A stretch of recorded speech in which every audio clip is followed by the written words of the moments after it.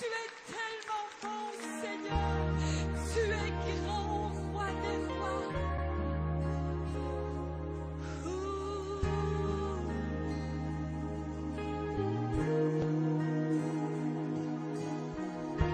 Alléluia. Shalom, mes bien-aimés dans le Seigneur, c'est un réel plaisir pour moi de vous retrouver pour que nous puissions ensemble avec vous partager la parole de Dieu. Vous savez, la Bible dit que l'homme ne vit pas du pain seulement, mais il vit de toute parole qui sort de la bouche de Dieu. Ce matin, ce soir, ou bien à l'heure où vous allez nous suivre, que vous soyez aux Antilles, que vous soyez en Afrique, que vous soyez en Europe, j'aimerais vous bénir dans le nom de Jésus-Christ. Et nous bénissons aussi l'instrument que Dieu a choisi, par lequel vous nous suivez là où vous êtes, cette chaîne de télé que nous appelons NAS4 TV de notre visionnaire Narciska Lamba. Et nous bénissons Dieu pour le travail minutieux et excellent qu'il est en train d'entreprendre pour bénir la vie de plusieurs. Nous voulons partager quelque chose de fort et de puissant que je crois de tout mon cœur, cela va bénir la vie de quelqu'un. Avant que nous puissions, n'est-ce pas, ouvrir la parole de Dieu, j'aimerais vous inviter à une brève prière. Seigneur, nous te bénissons pour ce moment. Nous croyons que ce moment est un moment de gloire pour la vie de quelqu'un. La Bible me dit que c'est poussé par le Saint-Esprit que nous, les hommes aussi faibles et limités que nous sommes, nous avons pu parler de ta part. Nous prions que tu puisses bénir ces moments et que la vie de quelqu'un soit bénie au nom de Jésus-Christ. Amen. J'aimerais vous inviter ensemble avec moi à ouvrir la parole de Dieu et à lire ensemble avec moi dans Exode, le chapitre 1, le verset 22. Je lis la parole du Seigneur. La Bible dit alors, Pharaon ordonna à tout son peuple, vous jetterez dans le fleuve tout garçon qui naîtra et vous laisserez vivre toutes les filles. Nous lisons encore une deuxième lecture, alors nous allons clôturer la lecture dans Exode, le chapitre 2, le verset 1 à 3. La Bible dit, un homme de la famille de Lévi avait pris pour une femme une Lévite. Le verset dit, cette femme fut enceinte et mit au monde un fils, et elle vit qu'elle était beau et le cacha pendant 3 jours. Lorsqu'elle ne put plus le garder caché, elle prit une caisse de jonc et qu'elle enduisit de bitume et de pois, puis elle y mit l'enfant et le déposa parmi les roseaux sur la rive du fleuve. Nous sommes en train, ensemble avec vous, de lire ces versets et vous pouvez vous poser la question, vous dire, homme de Dieu, que voulez-vous partager aujourd'hui avec nous? Nous voulons partager d'un thème qui est très important. Ce thème est « Pourquoi je suis combattu ?» Pourquoi je suis combattu? Bien-aimés, c'est une question que vous pouvez vous poser dans votre vie, dans votre parcours avec le Seigneur. Vous pouvez vous dire, je suis en train de vivre, mais je ne comprends pas pourquoi est-ce que les combats arrivent dans ma vie. Je ne comprends pas pourquoi est-ce que dans ma vie, il y a toujours des combats. Et pour cela, bien aimé, il y a beaucoup de chrétiens qui abandonnent la foi. Il y a beaucoup de chrétiens qui abandonnent leurs assemblées. Il y a beaucoup de chrétiens qui ne prient plus. Il y a beaucoup de chrétiens qui ne marchent plus selon la volonté de Dieu. Parce qu'ils se disent, à chaque fois j'essaye de m'accrocher à Dieu, il y a toujours le combat.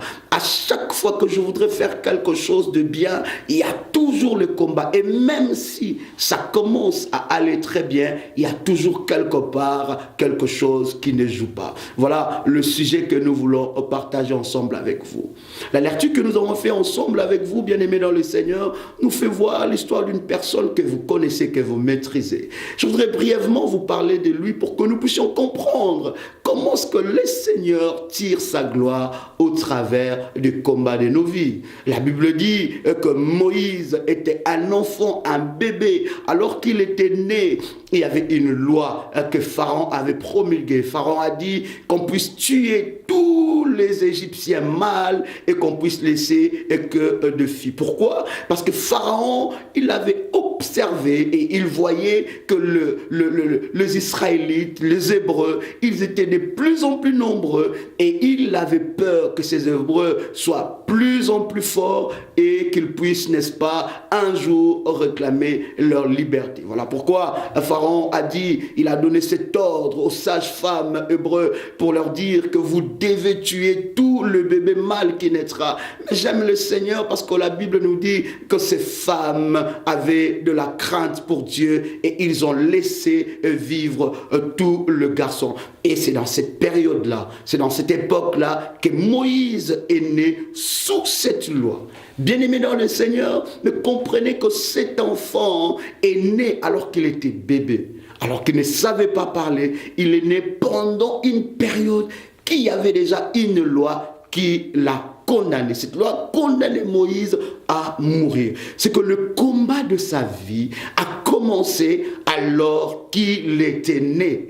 Vous pouvez vous dire, mais c'est injuste qu'un bébé puisse subir le combat. C'est justement pour vous faire voir que dans le combat, il y a quelque chose de précieux que le Seigneur veut accomplir dans notre vie. La Bible dit, alors que Moïse était né, Moïse...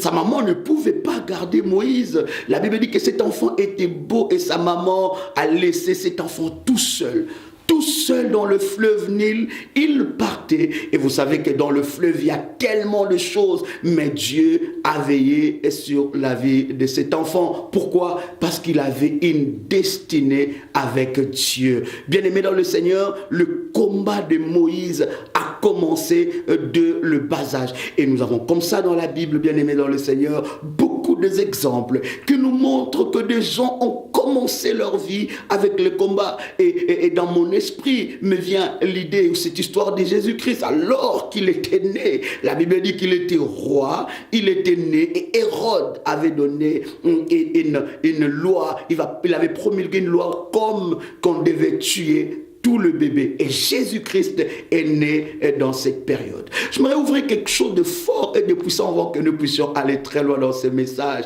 C'est pour dire que, bien aimé dans le Seigneur, le combat de ta vie n'a pas commencé quand tu as grandi. Le combat de ta vie n'a pas commencé quand tu es venu en Europe. Le combat de ta vie n'a pas commencé quand tu es venu en Afrique, quand tu es allé en Afrique. Le combat de ta vie n'a pas commencé quand tu es allé aux Antilles. Mais le combat de ta vie a commencé avant même que tu sois né, ou je pourrais encore dire que le combat de ta vie a commencé dès ta naissance. Mais nous pouvons nous poser la question, mais comment est-ce que le combat a commencé dès ma naissance? J'aimerais par la grâce de Dieu essayer avec vous de parler un peu sur cela. Pourquoi je suis combattu? Prenons d'abord, bien aimé dans le Seigneur, la définition même du combat. La définition du combat, le combat veut dire une opposition. Le combat veut dire une lutte contre quelque chose. Ça veut dire, bien aimé, Moïse a subi l'opposition pendant qu'il était né, alors qu'il était bébé, avant même qu'il devienne libérateur, avant même qu'il rentre dans le palais de Pharaon. Le combat de sa vie a commencé alors qu'il était bébé. Le combat est une opposition. Il y a des choses qui s'opposent à ta destinée. Il y a des choses qui s'opposent à ta vie. Le combat est une lutte qui est engagée contre ta vie, une lutte qui est engagée contre ta destinée. Mais bien aimé dans le Seigneur, j'aimerais ici relever quelque chose de très important. Parce que dans la vie, il y a des sortes de combats. Il y a le combat, premièrement, que j'aimerais partager avec vous, le combat suite aux conséquences de nos actes.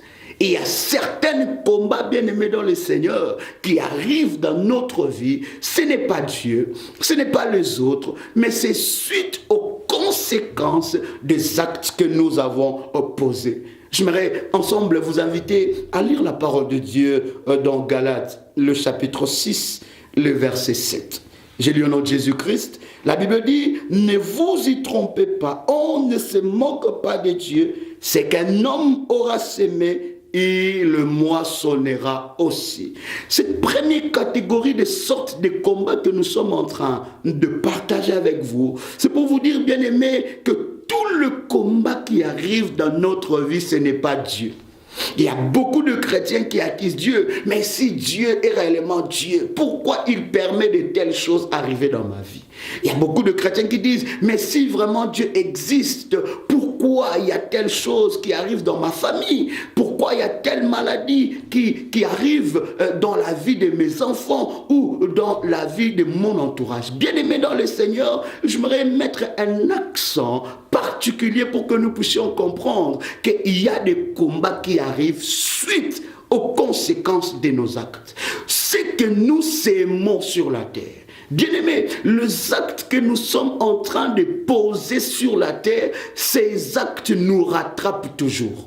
La Bible est claire dans ce chapitre, la Bible dit, on ne se moque pas de Dieu, c'est qu'un homme aura sémé, il les moissonnera. C'est que, bien aimé, cela veut tout simplement nous dire que nous devons agir bien sur cette terre. Nous devons poser des actes responsables sur la terre. Nous devons poser des actes en sachant que ce que je suis en train de faire, si moi-même je ne le vis pas, mes enfants le vivront. Bien aimé, je donne un exemple toujours dans mon église.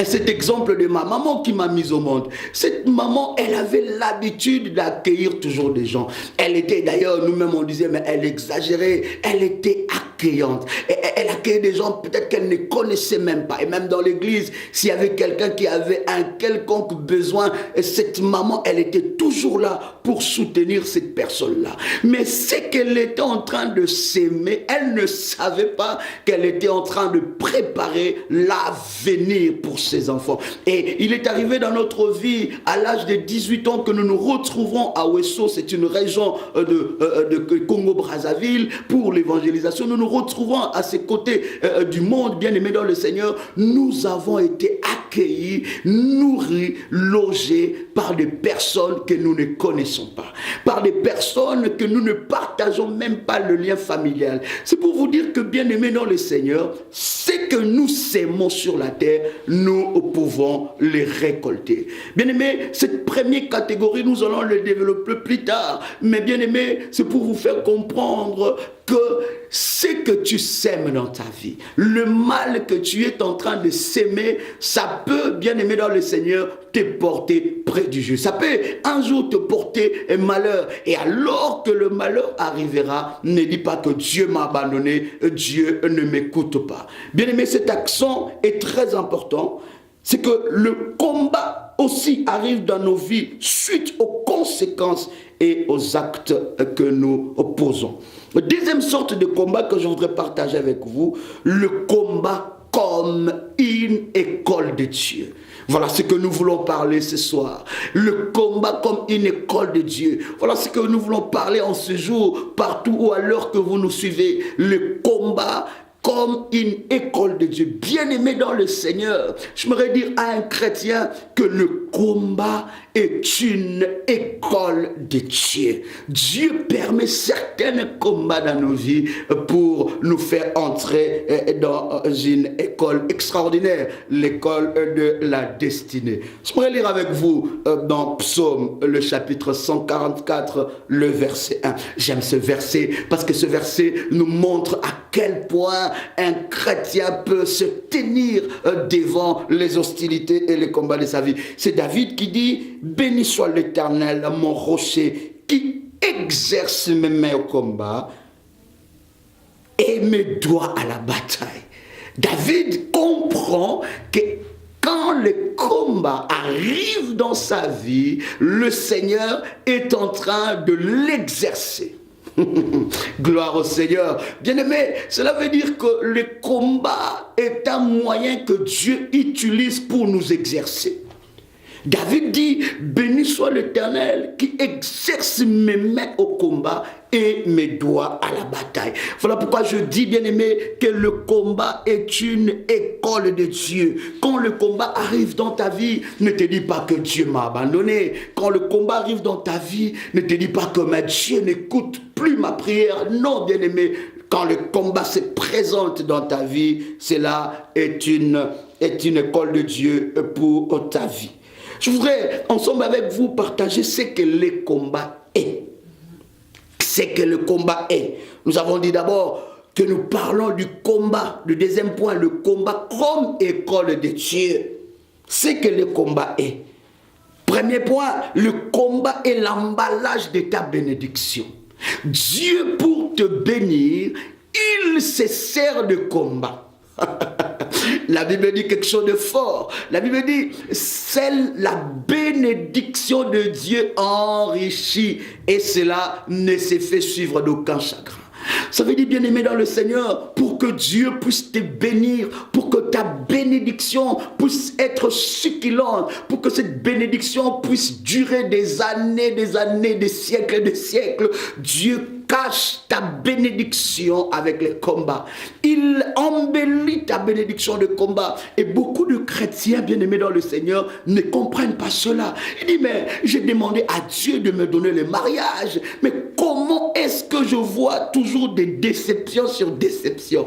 Bien-aimé, je voudrais partager aujourd'hui avec toi, c'est que la déception que tu es en train de vivre cache la bénédiction, cache le mariage. Le combat est l'emballage de la bénédiction. La bénédiction commence avec un combat. Et un chrétien qui est avisé, quand il voit un combat arriver dans sa vie, il comprend directement le langage de Dieu. Il dit, waouh, derrière ce combat se cache ma bénédiction. Pourquoi? Parce que David dit dans Psaume 144, le verset 1, tu exerces mes mains au combat et mes doigts à la bataille. Donc je comprends, bien aimé dans le Seigneur, que quand le combat arrive dans ma vie, le Seigneur veut m'exercer.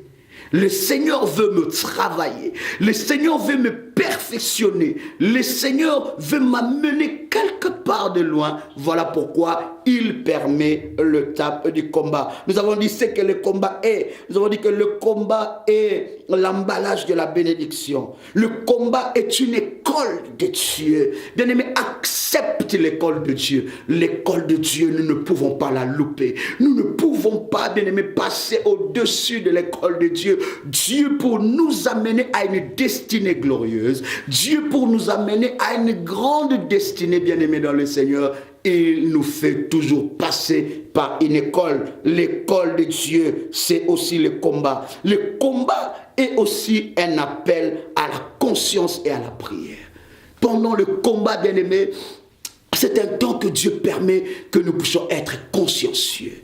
C'est un temps que Dieu permet que nous puissions nous examiner. David dit, sonde mon cœur. C'est un temps où nous rentrons au-dedans de nous-mêmes. Le combat, bien-aimé, ce n'est pas un temps de distraction. C'est un appel à la prière. Dieu t'appelle sur la montagne sainte, la montagne de la transfiguration, la montagne où se cache ta bénédiction et ton élévation. Et bien-aimé dans le Seigneur, pour gravir une montagne, ceux-là qui font de cela une vie ou bien un art de gravir la montagne. Pour gravir une montagne, bien-aimé, on ne peut pas facilement gravir la montagne parce qu'on ne sait pas ce que nous allons rencontrer. C'est pour dire que, bien-aimé dans le Seigneur, le combat est un appel sur la montagne de le Seigneur, sur la montagne sainte, là où se cache ma destinée. Quand Dieu présente au-devant de moi un combat, je dois comprendre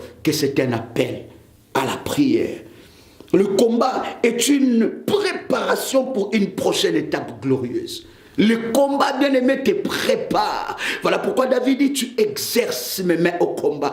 Et vous savez, bien-aimé dans le Seigneur, l'exercice nous rend meilleurs. L'exercice nous rend compétents. L'exercice nous fait franchir des étapes que nous ne pouvons pas passer. Bien-aimé dans le Seigneur, c'est comme un enfant qui rentre dans une école. Il ne peut pas avoir un diplôme s'il ne passe pas par les épreuves. Il ne peut pas avoir un diplôme s'il ne s'exerce pas. Voilà pourquoi David dit, tu exerces mes mains au combat. Bien-aimé, j'aimerais par ce message que tu changes ton langage, que tu changes ta manière de voir les choses. Je disais que le combat est la préparation à une étape glorieuse. Cette étape, bien-aimé dans le Seigneur, arrive dans ta vie. Cette étape est possible dans ta vie. Mais pour que Dieu t'amène à cette étape, bien-aimé, Dieu permet que tu passes par une épreuve. Dieu permet que tu passes par un combat. Alors qu'un combat arrivera dans ma vie, je comprendrai que Seigneur, après ces combats, il y a une destinée.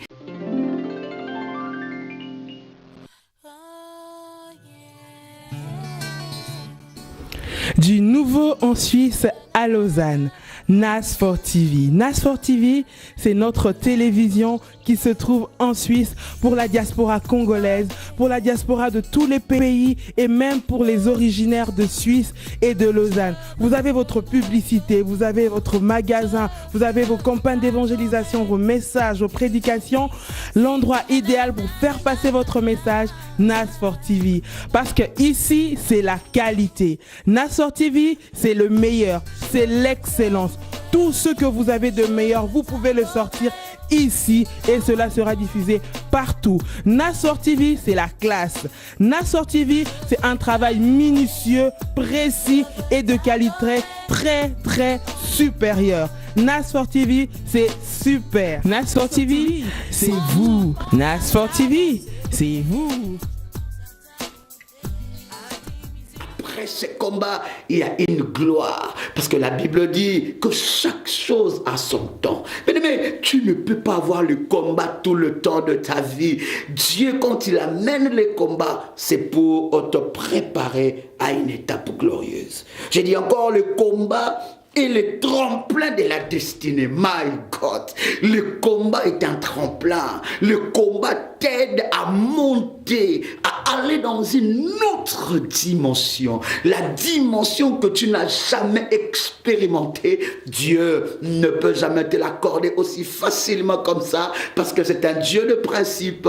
Dieu doit te faire passer par un combat, par une épreuve. Alors que je serai dans le combat, bien-aimé, je comprendrai que le combat est un tremplin. Ça doit m'amener quelque part. Le combat comme une école de Dieu. Bien-aimé dans le Seigneur, Dieu ne peut pas mener le combat pour rien. Chaque chose qui arrive dans ta vie a un langage de Dieu. Chaque chose que tu vis, bien-aimé, derrière cet événement se cache le langage de Dieu. Le combat cache la gloire de Dieu.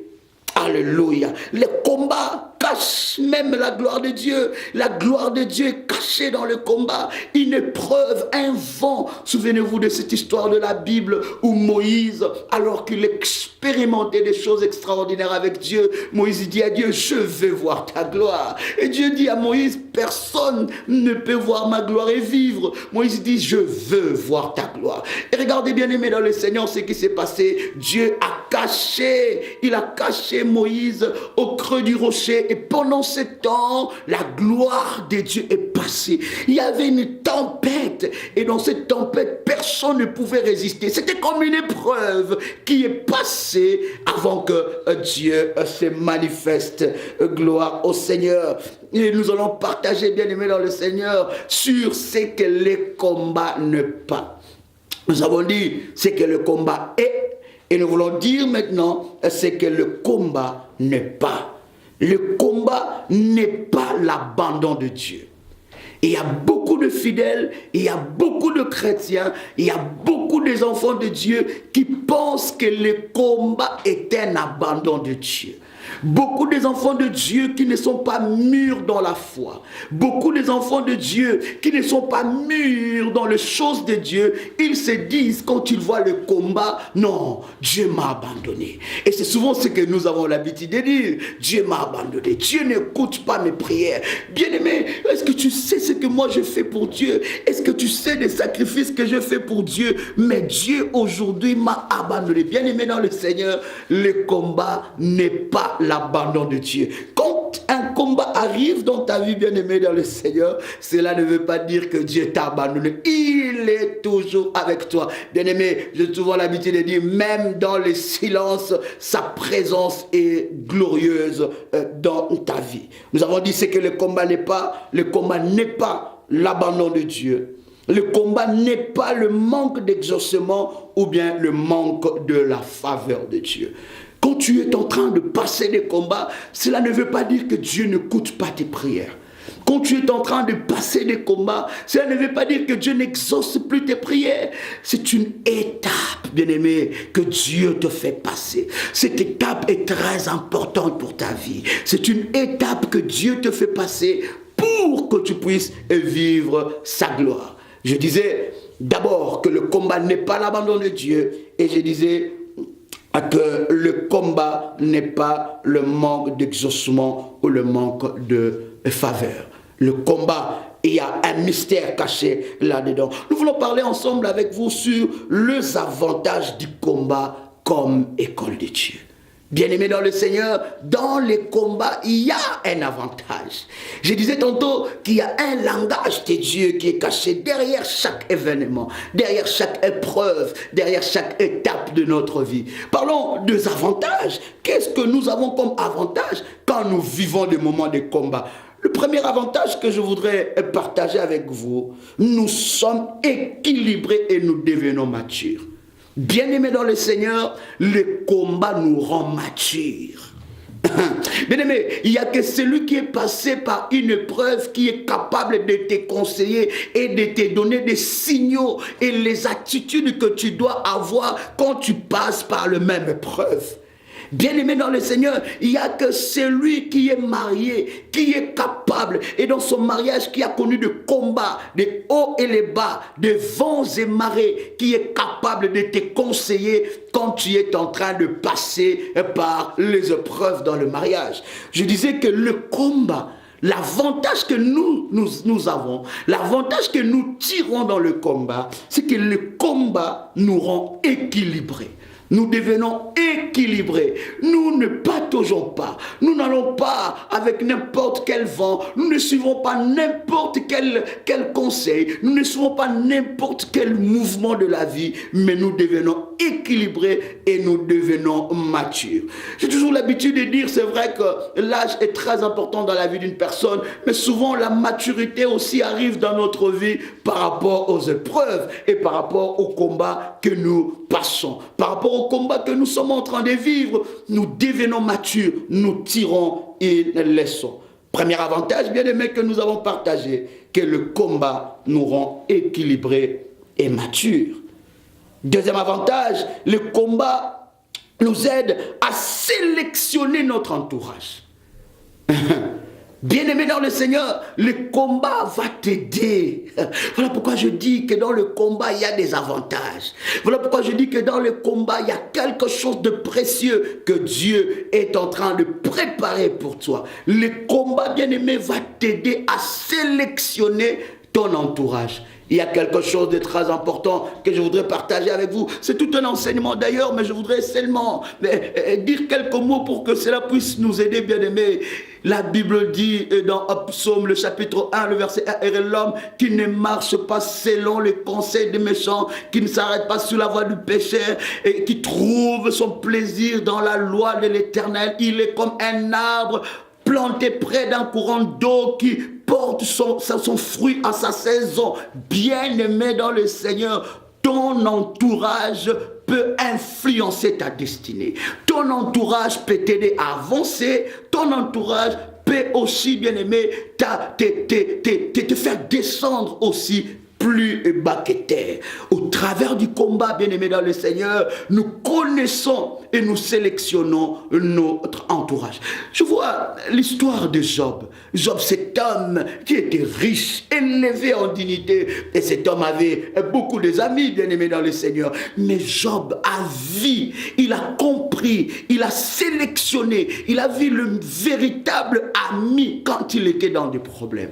Quand il était en train de vivre des difficultés, Job a compris qui sont avec lui, qui sont les véritables amis et qui ne sont pas le véritable ami. Le combat doit nous aider à sélectionner notre entourage. Bien-aimé dans le Seigneur, j'ai toujours dit, le véritable ami, ce n'est pas celui qui te montre ses 32 dents. Le véritable ami, ce n'est pas celui qui rigole et qui rit aux éclats avec toi. Souvent, ceux qui rigolent et qui rient aux éclats avec nous, derrière, ils ont aussi un couteau pour te poignarder au dos. Le combat va t'aider à sélectionner ton entourage et à sélectionner des gens qui t'accompagnent dans la destinée de Dieu. Le combat aussi, le troisième point, cela développe notre dépendance en Dieu. Développe notre dépendance à Dieu. Bien-aimé, au travers du combat, tu vas comprendre, bien-aimé dans le Seigneur, que c'est lui qui est capable de te faire sortir de ces problèmes ou dans ces problèmes, et que Dieu, Yehoshua Mashiach, c'est lui qui est capable de te faire sortir dans la vallée de l'ombre de la mort. Ce n'est que le Seigneur. Et le combat, bien-aimé, développe notre dépendance. Je dépends de Dieu. Je dépends de Dieu. Il y a une parole que Pierre a déclarée. Pierre a dit, alors que Jésus disait à ses disciples, et vous, pourquoi vous êtes restés ici? Il dit au Seigneur, mais à qui irions-nous? Nous dépendons de toi. C'est toi qui as le parole qui donne la vie. Le combat, bien-aimé dans le Seigneur, va développer en toi la dépendance à Dieu. Va dire que tout ce que je peux avoir, tout ce que je peux être, ce n'est que Dieu. Et Dieu va permettre, bien-aimé, que tu passes dans le combat pour que tu dépendes que de lui. Il y a une histoire dans la Bible que nous connaissons tous, cette histoire de David. David a été rejeté. David a vécu le combat dès sa jeunesse. Mais cet enfant David est resté accroché à Dieu, combien même il était dans la royauté. La Bible dit, un jour, sa femme, la fille de Saül, était scandalisée de voir un roi, de chanter, de se rouler par terre pour son Dieu. Cette femme était scandalisée, dit, mais qui est ce roi qui peut danser comme ça? Mais j'aime la réponse de David qui dit à cette femme, Dieu m'a ramassé de loin. Bien-aimé, quand tu es passé par quelque part, tu auras un autre langage. Quand tu es passé par un combat, tu vas comprendre que c'est lui qui a fait que je sors de ce lieu, de cette épreuve. Ce n'est que Yehoshua Mashiach, et ma vie ne dépend que de lui.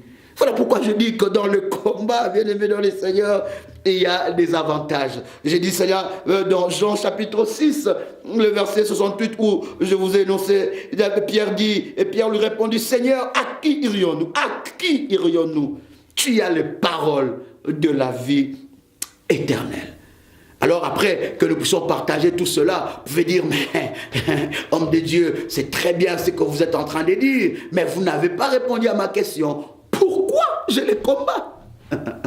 Pourquoi les combats arrivent dans ma vie? Pourquoi à chaque fois dans ma vie il n'y a que des combats? Et quand je regarde la vie des autres, ils vivent mieux, ils n'ont pas de combats, ils n'ont pas des épreuves. Mais moi, à chaque fois dans ma vie il y a des combats, à chaque fois dans ma vie il y a des épreuves. Bien aimé, j'aimerais soulever seulement des points, parce que je crois que alors que nous sommes en train de partager la parole de Dieu, le Seigneur a interpellé ta vie et tu as compris la valeur même du combat. Tu as compris le secret de Dieu qui est caché derrière le combat. Pourquoi le combat dans ma vie? Et premier point, parce que je suis la réponse et la solution pour ma génération. Bien-aimé dans le Seigneur, dis-toi que le diable ne combat pas n'importe qui. Laisse-moi te dire que Satan ne peut pas combattre n'importe qui. Et d'ailleurs, bien-aimé, combien même Dieu a dit à Satan, il dit, vas-y, tu peux toucher au bien de Job. Pourquoi? Parce que Job était remarquable. Le diable s'attaque seulement à ceux-là qui sont remarquables. L'ennemi s'attaque seulement à ceux-là qui sont des solutions. L'ennemi s'attaque seulement à ceux-là qui sont de réponse pour une génération. Bien-aimé, si le combat n'arrive pas chez l'autre, c'est parce que, bien-aimé, chacun de nous a une destinée. Et ma destinée n'est pas comme ta destinée. Ta destinée n'est pas comme la destinée de ton frère. Chacun de nous a une destinée. Et chacun de nous a quelque quelque chose de précieux. Et l'ennemi, le diable, s'attaque souvent à ceux-là qui sont une réponse. Dis-toi, bien-aimé dans le Seigneur, si le combat arrive dans ma vie, c'est parce que je suis une solution. Waouh! Je voudrais te donner encore la foi. Je voudrais relever quelqu'un, lui dire, bien-aimé, que le combat n'est pas le langage de Dieu. Le combat n'est pas le dernier mot de Dieu. Le combat arrive dans ta vie parce que tu y es une solution. Relève-toi, bien-aimé, alors que tu voulais te suicider, alors que tu voulais mettre fin à ta vie, alors que tu ne voulais plus voir quelqu'un te parler, alors que tu ne répondais même plus au téléphone, parce que c'est trop, c'en est trop, j'ai trop de problèmes, j'ai trop de difficultés, je fais ça, ça ne marche pas, je vais là-bas, ça ne marche pas. Bien-aimé, tu es combattu parce que tu es une solution. Tu es combattu parce que tu es la réponse à ta génération. Et l'ennemi sait ce que tu as en toi. L'ennemi sait que tu as quelque chose de précieux. Voilà pourquoi j'aimerais te dire, relève-toi, bien-aimé. Ne t'enferme pas, relève-toi. Parce que le monde attend avec un ardent désir la révélation du Fils de Dieu. Ce Fils de Dieu, c'est toi. Cette fille de Dieu, c'est toi. Ne te dis pas que non, mais j'abandonne tout. J'arrête même de vivre. Il y en a qui se disent, non, j'arrête même de respirer. Non, n'arrête pas de respirer. Ta vie est tellement précieuse. Oh, alléluia. Gloire au Seigneur. Pourquoi je suis combattu encore? C'est parce que je suis une étoile qui brille et qui marquera son temps. Bien-aimé, pour que le combat arrive dans ta vie, Dieu peut utiliser même le diable. Dieu peut utiliser tes ennemis. Voilà pourquoi David dit, je reviens encore, il exerce mes mains au combat. Dieu, il utilisera tes ennemis pour te faire monter, pour t'amener très loin, pour t'amener à une autre dimension, pour te mettre dans le tremplin de ta destinée. La deuxième raison de pourquoi le combat arrive dans ta vie, c'est parce que tu es une étoile. Waouh! La Bible dit quelque chose de très fort et de très puissant. La Bible dit qu'il y avait des mages. Ces mages étaient là pour scruter les étoiles. Ils regardaient les étoiles pour voir qu'est-ce qui allait se passer.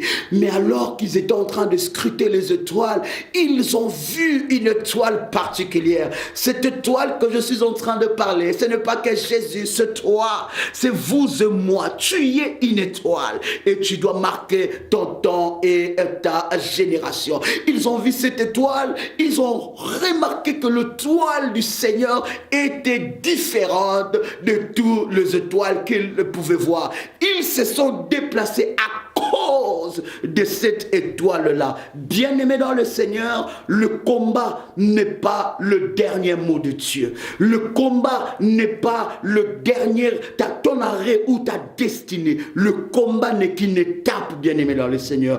Quand tu es en train de vivre le combat, sache que tu es dans l'école de Dieu et Dieu peut utiliser même tes ennemis. Vous savez, il y a beaucoup de chrétiens qui disent que non, mais comment est-ce que Dieu pouvait traiter avec le diable pour combattre Job?